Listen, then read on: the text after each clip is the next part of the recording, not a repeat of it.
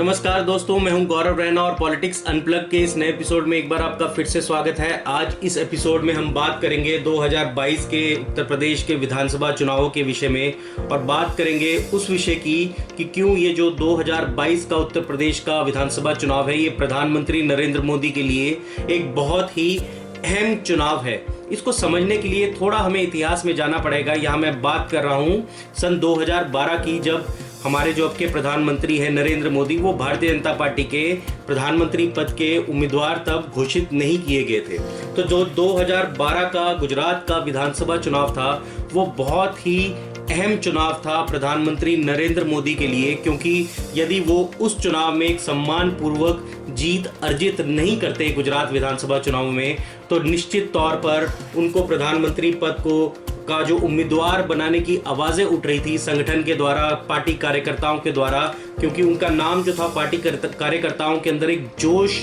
भरने का काम कर रहा था और वो चाह रहे थे कि 2014 के लोकसभा चुनाव में नरेंद्र मोदी को प्रधानमंत्री पद का उम्मीदवार घोषित करे पार्टी, तो उसके ऊपर काफी हद तक रोक लग सकती थी, क्योंकि एक लाइन थी, एक नेताओं की पूरी एक पंक्ति थी जो खड़ी थी और जो चाहती थी कि हम उनसे ज़्यादा सीनियर हैं, यानी कि हम नरेंद्र मोदी से ज़्यादा सीनियर हैं, तो हमें क्यों ना प्रधानमंत्री पद का उम्मीदवार घोषित करे भारतीय जनता पार्टी, जिसमें लाल कृष्ण आडवाणी सबसे महत्वपूर्ण थे और उसके बाद सुषमा स्वराज और बाकी एक पंक्ति के नेता थे जो भीतर ही भीतर कहीं ना कहीं नरेंद्र मोदी का जो को डिक्लेयर करने की बात को के खिलाफ आवाज़ें उठाते दिखाई दे रहे थे। तो उस चुनाव में नरेंद्र मोदी की यदि आप किताब पढ़े, लैंस प्रिंस के द्वारा लिखी गई किताब मोदी कैंपेन के ऊपर, तो वहाँ पर साफ स्पष्ट शब्दों में उस लेखक ने बात का उल्लेख किया है कि नरेंद्र मोदी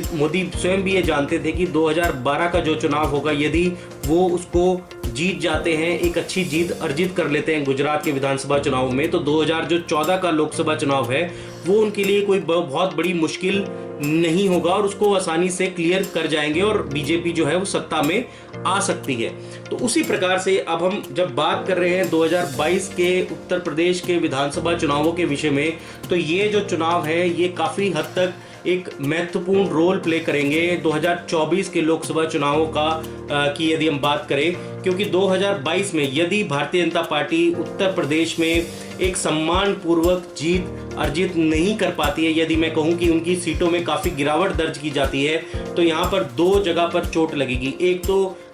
योगी आदित्यनाथ की जो ब्रांड एक इमेज की क्रिएट करी हुई है पार्टी के भीतर पार्टी कार्यकर्ताओं ने, और वो बाहर भी क्रिएट करना चाहते हैं लोगों के समक्ष, हिंदुस्तान के समक्ष, कि ये एक हिंदुत्व का नारा लेकर आगे चलने वाले एक लीडर हैं, उनकी छवि को ठेस पहुंचेगी। और दूसरी जो नरेंद्र मोदी के 2024 का कैंपेन है उसमें भी एक चोट लगेगी, क्योंकि यहाँ से फिर ये बात की जा सकती है कि जो नरेंद्र मोदी की लोकप्रियता है उसमें कमी आई है। तो 2024 में कहीं ऐसा ना हो कि वो जो आंकड़ा, एक जादुई आंकड़ा है जो लोकसभा चुनाव का, उसको पार करने में कहीं ना कहीं कोई अड़चन आ जाए। तो इसलिए यदि आप देखें कि भारतीय जनता पार्टी जो है हाल फिलहाल के दिनों में बहुत ही ज़्यादा मैं कहूँ कि अपना फोकस जो है उत्तर प्रदेश के ऊपर गड़ाए हुए है। अब यहाँ जब हम उत्तर प्रदेश की बात कर रहे हैं तो हाल ही के दिनों में हमने ये बात सुनी है, ये आवाज़ें उठी हैं, ये खबरें निकल कर आई हैं कि योगी आदित्यनाथ से काफ़ी जो लोग हैं, जो पार्टी के लोग हैं, यूपी के अंदर कुछ मंत्री हैं जो वो काफ़ी नाराज चल रहे हैं, जिसमें सबसे आगे पंक्ति पर जो खड़े दिखाई दे रहे हैं वो है केशव प्रसाद मौर्य,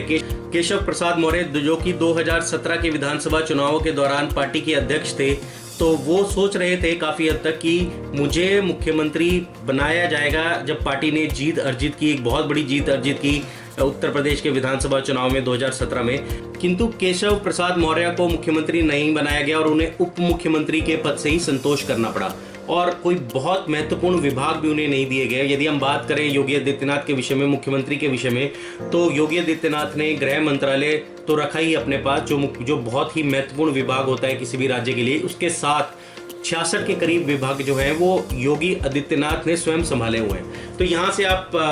समझ सकते हैं कि किस प्रकार से योगी आदित्यनाथ ने पूरा कंट्रोल किया हुआ है यूपी सरकार को आज के परिप्रेक्ष्य में, आज के दौर में। यहाँ पर यह बात बहुत समझनी महत्वपूर्ण है कि केशव प्रसाद मौर्य जो एक पिछड़े वर्ग से आते हैं, जो कि ओबीसी वर्ग से आते हैं, और 17% के करीब जो वोटर है उत्तर प्रदेश का वो ओबीसी वोटर है जो पिछड़े वर्ग से जुड़ा हुआ है। तो ये बहुत ही महत्वपूर्ण है कि केशव प्रसाद मौर्य को भी पार्टी नाराज करने का जोखिम नहीं उठा सकती। और हमने देखा कि किस प्रकार से पार्टी के राष्ट्रीय महासचिव संगठन BL संतोष गए उत्तर प्रदेश में 3-4 दिनों तक उन्होंने ताबड़तोड़ मीटिंग्स करी मुख्यमंत्री के साथ, उप मुख्यमंत्री के साथ, पार्टी के नेताओं के साथ, संगठन के नेताओं के साथ। किंतु यह बात बहुत स्पष्ट है, मैं भी इस चीज़ से बिल्कुल भी मैं ये कहूँ कि इसके अगेंस्ट नहीं और इससे इत्तेफाक रखता हूँ। उत्तर प्रदेश में जो योगी आदित्यनाथ एक चेहरा बन चुके हैं, एक ब्रांड बन चुके हैं, यदि उनके साथ कुछ भी छेड़छाड़ की जाएगी तो ये मान कर चलिए कि उत्तर प्रदेश जो है वो बीजेपी के हाथ से पूर्णतः चला जाएगा। क्योंकि केशव प्रसाद मौर्य बात तो कर रहे हैं कि मैं उस टाइम अध्यक्ष था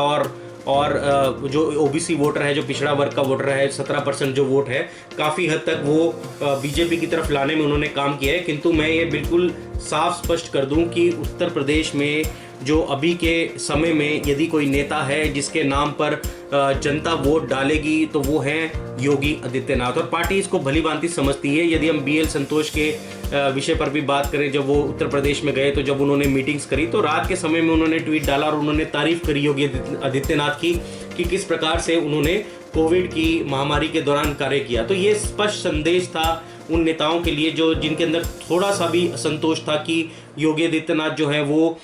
उनके साथ समन्वय बनाकर काम नहीं कर रहे हैं और कहीं ना कहीं वो उससे नाराज दिखाई दे रहे थे। तो यह स्पष्ट संदेश दिया BL संतोष से कि अगला जो 2022 का चुनाव है वो योगी आदित्यनाथ की सरपरस्ती में ही भारतीय जनता पार्टी लड़ेगी। किंतु जो केशव प्रसाद मौर्य नाराज थे उनकी नाराजगी को दूर भी किया जाएगा, ऐसा मैं मान सकता हूं, क्योंकि बीजेपी ये भी जोखिम नहीं उठा सकती कि पिछड़ा वर्ग का जो वोटर है वो उससे नाराज हो, क्योंकि मैंने जैसे पहले भी कहा 17% वोट जो है वो काफ़ी मायने रखती है उत्तर प्रदेश जैसे चुनाव में। दूसरी बात यहाँ पर मैं कहूँगा कि प्रधानमंत्री जो हैं वो कहीं ना कहीं नरेंद्र मोदी की यदि मैं बात करूँ और उनके राइट हैंड अमित शाह की बात करूँ तो कहीं ना कहीं वो योगी आदित्यनाथ के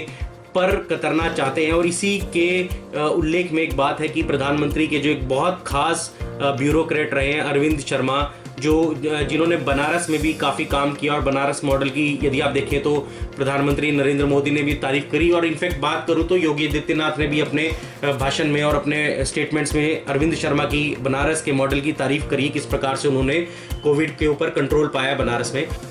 नरेंद्र मोदी कहीं ना कहीं की असंतोष पार्टी के अंदर उत्तर प्रदेश में आगे ना बढ़े, इसलिए उन्होंने ये मन बना लिया है कि उनके खासम खास जो अरविंद शर्मा है वो उत्तर प्रदेश के कैबिनेट में अब मंत्री पद उन्हें दिया जाएगा। ये पूरे कयास हैं और आप देखेंगे कि आने वाले 1 या 2 महीने में जो मंत्रिमंडल का विस्तार होगा उसमें अरविंद शर्मा को एक महत्वपूर्ण जिम्मेवारी दी जाएगी। तो ये कहीं ना कहीं हम इस बात से भी जोड़कर देख सकते हैं कि जो योगी आदित्यनाथ बिल्कुल एक तरह से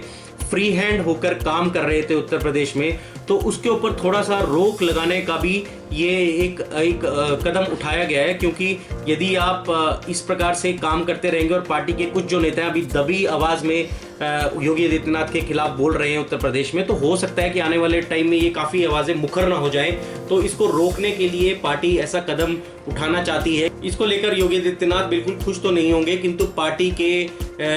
डिसीजन के आगे उनको ये चीज़ माननी पड़ेगी, क्योंकि पार्टी ने कहीं ना कहीं यदि हम बात करें तो उत्तर प्रदेश के अध्यक्ष जो स्वतंत्र देव सिंह अध्यक्ष है उनका पद भी बरकरार रखा है, क्योंकि उनके ऊपर योगी आदित्यनाथ का हाथ था और योगी आदित्यनाथ तो मुख्यमंत्री के तौर पर बने ही रहेंगे और पार्टी के 2022 के मुख्यमंत्री के चेहरे भी रहेंगे। तो इस प्रकार मैं कहूं कि भारतीय जनता पार्टी जो है इस चुनाव में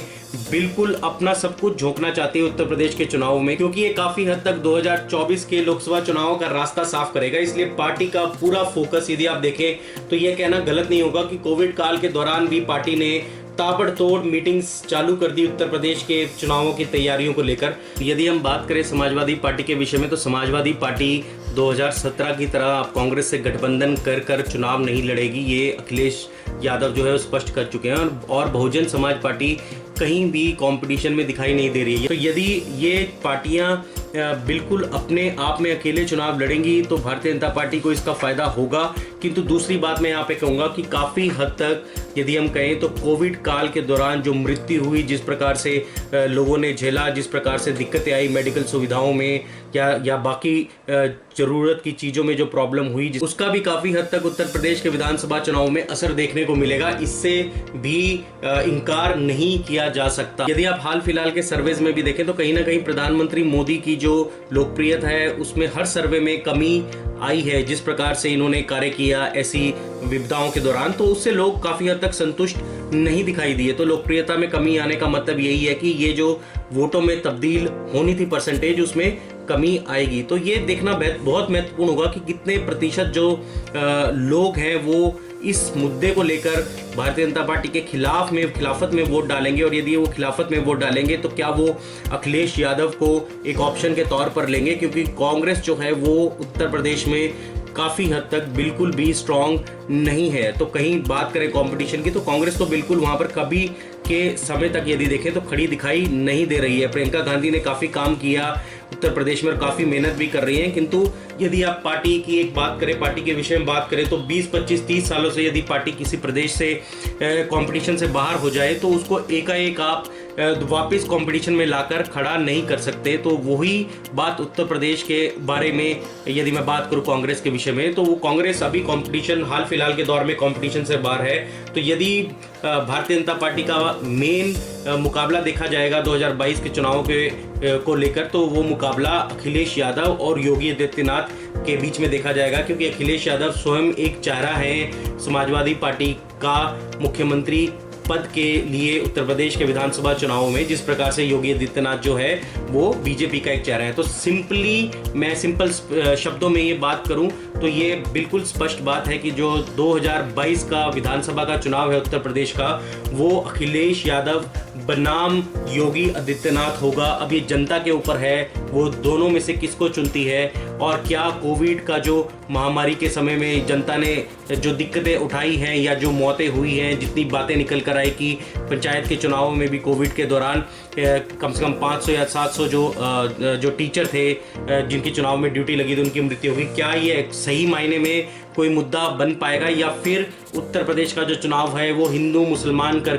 भारतीय जनता पार्टी लड़ने की कोशिश करेगी अंततः, ताकि उसको जीत मिल सके। धन्यवाद दोस्तों, कैसे लगा आपको ये एपिसोड? आप अपनी राय जरूर दें, इस वीडियो को शेयर करें, हमारे YouTube चैनल को सब्सक्राइब करें और जरूर कमेंट बॉक्स में लिखकर बताएं कि किस विषय में आप अगला वीडियो देखना चाहते हैं। तब तक अपना ध्यान रखें, सकुशल रहें, अपनों का ध्यान रखें। जय हिंद, जय भारत।